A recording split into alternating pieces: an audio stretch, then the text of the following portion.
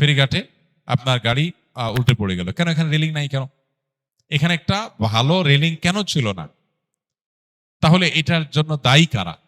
কাদের দায়িত্ব ছিল এটা দেখভাল করা? এই রিস্ক এখন হয়েছে, আরো আগে হতে পারতো, পরে আবারও হতে পারে।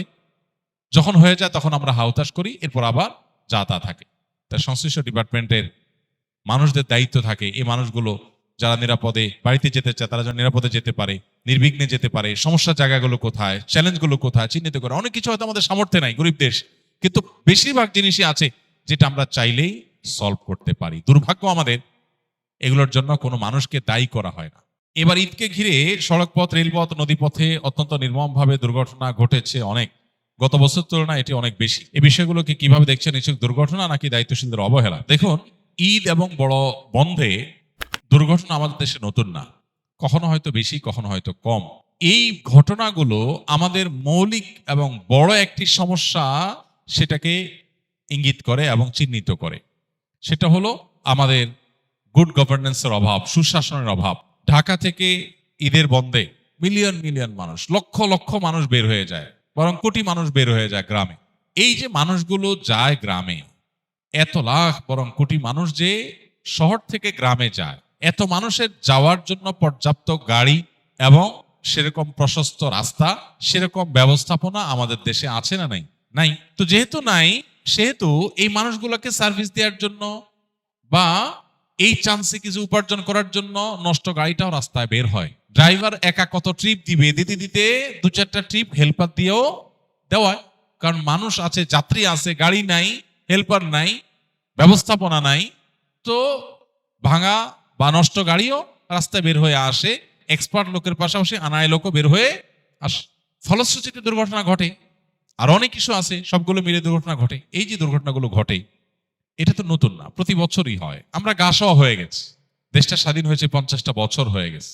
এই শুধু একটা সেক্টরের কথা আমরা এখন বলছি, যদিও কোন সেক্টরটাতে আসলে আমরা দেখাবার মতো উন্নয়ন ঘটাতে পেরেছি যে হ্যাঁ আলহামদুলিল্লাহ এদেশে খাদ্যের কোনো সংকট নাই, নিরাপদ খাদ্যের কোনো সংকট নাই। পৃথিবীর অনেক দেশ আছে, অনেক দেশ আছে যারা হয়তো আমাদের পরে স্বাধীনতা অর্জন করেছে বা মাত্র 30-40 বছরের মধ্যে ডেভেলপমেন্ট করেছে, তার আগে তারা আসলে আমাদের চাইতে অনেক পিছিয়ে ছিল। এরকম বহু দেশ আছে যেখানে খাবার নিয়ে আপনার কোনো টেনশন নাই। আপনি দোকান থেকে কিছু কিনে খাবেন, আপনি কোনো রেস্টুরেন্ট থেকে কিছু কিনে খাবেন, আপনি কোনো বাজার থেকে কোনো সবজি কিনবেন, আপনি নিশ্চিন্তে খেতে পারেন যে এটা আপনার সরাসরি আপনার জন্য কোনো হার্মফুল হবে না, আপনার জন্য কোনো রিস্কি কিছু হবে না, এটা আপনি নিশ্চিন্তে খেতে পারেন। কিন্তু আমাদের দেশে কোন জিনিসটা আছে, নিরাপদ খাদ্য আমরা নিশ্চিত করতে পারিনি। আমরা আল্লাহ তাআলার কাছে যেমন ইস্তেগফার করা দরকার, সেই সাথে আমি মনে করি যে আমাদের এই সব সংকটের সমাধানে অনেকে অনেক ভালো ভালো আইডিয়া দিতে থাকেন, অনেকের কাছে অনেক ভালো আইডিয়া আছে, সবগুলো নির্ভর করে গুড গভর্নেন্স বা সুশাসনের উপরে। আপনি যদি একটা দুর্ঘটনার পেছনে দায়ী মানুষদেরকে চিহ্নিত করে অপরাধের কাঠগড়া দাঁড় করাতে পারেন এবং বিচার নিশ্চিত করেন, তাহলে সেক্ষেত্রে এটি দ্বিতীয়বার ঘটবে না, কমে যাবে।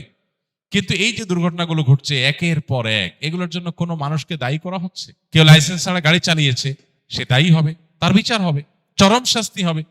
মিডল ইস্টের কোনো কোনো দেশে আছে, লাইসেন্স ছাড়া গাড়ি চালিয়েছে, দুর্ঘটনা হয়েছে, কেউ মারা গেছে, আপনার মৃত্যুদণ্ড হবে, কারণ আপনি মানুষ খুন করেছেন। আপনার অনুমোদন নাই রাস্তায় বের হওয়ার, আপনি বের হয়েছেন, এরপরে মানুষ মারা গেছে মানে আপনি খুন করেছেন, আপনার মৃত্যুদণ্ড বা চরম শাস্তি আপনার হবে। এই যে অপরাধ দমনের জন্য সেরকম আইনের শাসন প্রয়োগ, সুশাসন, নিয়ম শৃঙ্খলা প্রতিষ্ঠা, এই জিনিসটা যদি না হয় তাহলে এই পরিস্থিতিগুলো আসলে কখনো আমাদের দেশে কমবে না, ভালো হবে না। আমরা বের হওয়ার সময় জীবন মৃত্যুর ভয়, আতঙ্ক নিয়ে আমাদের বের হতে হয়। আমরা কেউ বের হলে মৃত্যু তো যে কোনো মুহূর্তে হতে পারে, কিন্তু এই যে অস্বাভাবিক মৃত্যু এত অধিক পরিমাণে অবহেলাজনিত কারণে, আমাদের ব্যবস্থাপনাগত ত্রুটির কারণে, এটা কোনোভাবে আসলে গ্রহণযোগ্য হতে পারে না। আল্লাহ রাব্বুল আলামিন আমাদের যে সমস্ত মানুষগুলোকে আমরা হারিয়েছি ঈদের বন্ধে বিভিন্ন দুর্ঘটনায়, আল্লাহ তাআলা তাদের সবাইকে শাহাদাতের মর্যাদা দান করুন। ইমানদারদেরকে আল্লাহ তাআলা মাগফিরাত নসিব করুন।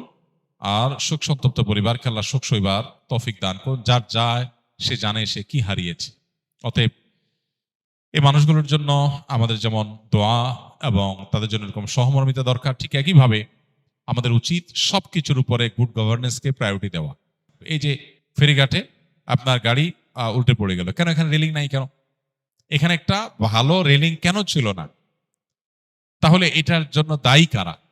কাদের দায়িত্ব ছিল এটা দেখভাল করা? এই রিস্ক এখন হয়েছে, আরো আগে হতে পারতো, পরে আবারও হতে পারে। যখন হয়ে যায় তখন আমরা হাউতাশ করি, এরপর আবার যা তা থাকে। তাই সংশ্লিষ্ট ডিপার্টমেন্টের মানুষদের দায়িত্ব থাকে এই মানুষগুলো যারা নিরাপদে বাড়িতে যেতে চায় তারা যেন নিরাপদে যেতে পারে, নির্বিঘ্নে যেতে পারে। সমস্যার জায়গাগুলো কোথায়, চ্যালেঞ্জগুলো কোথায় চিহ্নিত করে। অনেক কিছু হয়তো আমাদের সামর্থ্যে নাই, গরিব দেশ, কিন্তু বেশিরভাগ জিনিসই আছে যেটা আমরা চাইলেই সলভ করতে পারি। দুর্ভাগ্য আমাদের, এগুলোর জন্য কোনো মানুষকে দায়ী করা হয় না। পৃথিবীর কোনো দেশে কালচার আছে কিনা আমি জানি না, যে একের পর এক দুর্ঘটনা ঘটে আর মানুষ মারা যায়, আমরা হাউচাষ করি, এর জন্য কারো মৃত্যুদণ্ড হতে দেখি না, কারো শাস্তি পেতে, উল্লেখযোগ্য শাস্তি পেতে দেখি না। এতগুলো মানুষের জীবন চলে যাবে আর কেউ দায়ী হবে না, কেউ দায় নিবে না, কারোর ত্রুটি এখানে নাই, কারোর বিচার হবে না। আপনি মিডিল ইস্টে চলে যান, সৌদি আরবে চলে যান, আপনি দেখবেন যে কোনো মানুষের ত্রুটির কারণে আরেকজন মানুষ মারা গেছে, তাকে রক্তমূল্য দিতে হয়, না দিলে সে জেলে থাকে আজীবন, শেষ, কোনো রক্ষা নেই। বেশ কিছুদিন আগে সৌদি এম্বাসির ঊর্ধ্বতন কর্তৃপক্ষ, ডেপুটি অ্যাম্বাসেডর পর্যায়ের এক ব্যক্তি আমাদের সাথে যোগাযোগ করলেন যে সৌদিতে এক বাংলাদেশের সাথে এক সৌদি যুবকের কথা কাটাকাটির এক পর্যায়ে গাড়ি টান দিছে, বাংলাদেশি ছেলেটা গাড়ি নিচে পড়ে গেছে, মারা গেছে। এখন যথারীতি গ্রেপ্তার হয়েছে, পালাবার কোনো উপায় নেই। সৌদি নাগরিক, তাদের মধ্যে অনেক ত্রুটি আছে, তারা বাংলাদেশিদেরকে অন্যদেরকে অনেক সময় মানুষ মনে করে না, এই টেন্ডেন্সি তাদের অনেকের মধ্যে আছে। এটা যেমন সত্য, আবার এটাও সত্য কেউ এ ধরনের অপরাধ করে পার পেয়ে যাবে এটা সম্ভব না। সে গ্রেপ্তার হয়েছে এবং তার মৃত্যুদণ্ড ঘোষণা হয়ে গেছে, শেষ, যে কোনো মুহূর্তে মৃত্যুদণ্ড হবে।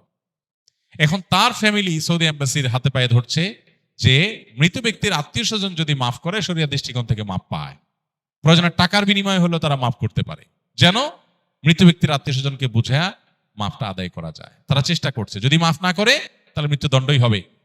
সৌদি বাদশাও এই মৃত্যুদণ্ড ঠেকাতে পারবেন না। এ হলো আইন, এটাই হলো শরিয়ার বিধান। এখন আমাদের দেশে অর্ধশত মানুষ মরে যাচ্ছে, কিন্তু এর জন্য একটা মানুষেরও মৃত্যুদণ্ড হবে না, একটা মানুষও চরম শাস্তি হবে না, বা একটা মানুষেরও দায় নিতে হবে না। তাহলে একই ঘটনা আবার ঘটবে। আজকে কেউ সাফার করেছে, কালকে আপনি, পরশু আমি, আমার আত্মীয় আপনার আত্মীয়, এই তো। এই জন্য এই দেশে সুশাসন প্রতিষ্ঠার চাইতে গুরুত্বপূর্ণ আর কোনো কাজ নাই। দুর্নীতি বন্ধ, অনিয়ম বন্ধ, আইনের শাসন, আইনের প্রয়োগ, চোখ না দেখে, ব্যক্তি চেহারা না দেখে উপযুক্ত লোককে উপযুক্ত জায়গায় বসানো, দলীয় বিবেচনার ঊর্ধ্বে উঠা, এক কথায় রাষ্ট্রের প্রয়োজনকে সবকিছুর উপরে অগ্রাধিকার দিতে পারা। এই কাজটা যদি করা না যায়, সুশাসন যদি প্রতিষ্ঠা করা না যায়, তাহলে এই দেশ কোনোদিন আগাবে না।